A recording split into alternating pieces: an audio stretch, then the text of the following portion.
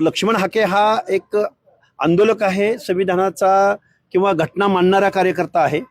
निवडणूक बिनविरोध होऊ नये असं मानणारा मी कार्यकर्ता आहे. आमच्या अनेक मागण्या आहेत. मग मागण्या मान्य करून निवडणूक बाय करायची हा कुठला पायंडा आहे? निवडणूक ही निवडणूक असते.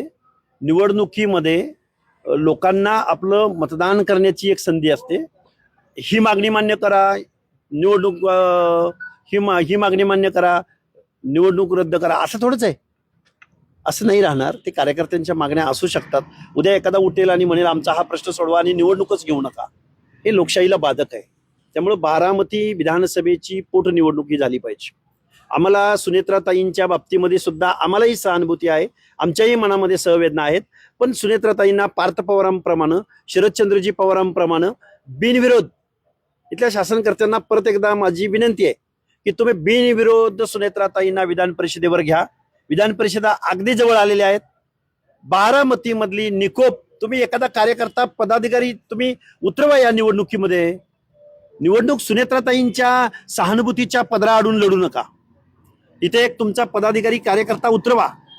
मग आम्ही आमचे कार्यकर्ते, तुम्ही वर्षभरामध्ये काय दिवे लावलेत महाराष्ट्रामध्ये, तुम्ही कसं ओबीसींच्या बाबतीमध्ये वागले आहात, कसं इथलं दीनदलितांच्या बाबतीमध्ये वागलेले आहात, बजेटमध्ये तुम्ही कसं वागलेले आहात. तुम्ही इथं 18 वेगवेगळ्या जात समूहांच्या 18 महामंडळांची घोषणा केली. त्या महामंडळांचा अध्यक्ष सुद्धा तुम्ही निवडू शकला नाही. त्यांना बजेट देऊ शकला नाही, त्यांना कार्यालय देऊ शकला नाही. सर्वसामान्य सामाजिक न्यायाच्या प्रतीक्षेत असलेल्या लोकांच्या मुलांना तुम्ही स्कॉलरशिप देऊ शकत नाही, वसतिगृह देऊ शकत नाही. असे अनेक प्रश्न आहेत. या प्रश्नावर आम्हाला राज्यकर्त्याला घेरायचंय. आम्ही एक आंदोलक म्हणून गेली कित्येक महिने वर्ष आम्ही या महाराष्ट्रामध्ये आंदोलन करतो आहोत. परंतु आमच्या आंदोलनाकडं बघायची साधी तस्ती सुद्धा इथले राज्यकर्ते लोक घेत नाहीत. म्हणून आम्ही बारामती निवडणूक हे आमचे प्रश्न अजेंड्यावर येण्यासाठी, आमचे प्रश्न एक व्यापक डायसवरती मांडण्यासाठी आम्ही या निवडणुकीला सामोरं जात आहोत. काँग्रेसने देखील आता बारामती विधानसभा निवडणूक लढवण्याचा निर्णय घेतलाय.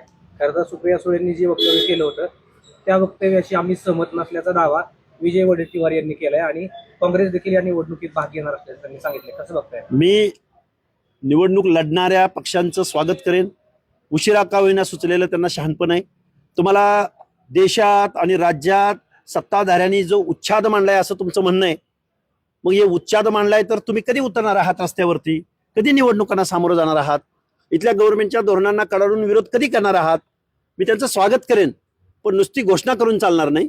तर तुम्हाला प्रत्यक्षात निवडणुकीत उतरावं लागेल आणि शासनाची जे काही धोरणं आहेत जनतेच्या विरोधामधली, त्या धोरणांच्या विरोधामध्ये काम करावं लागेल. नुसती घोषणा करून नाही चालणार.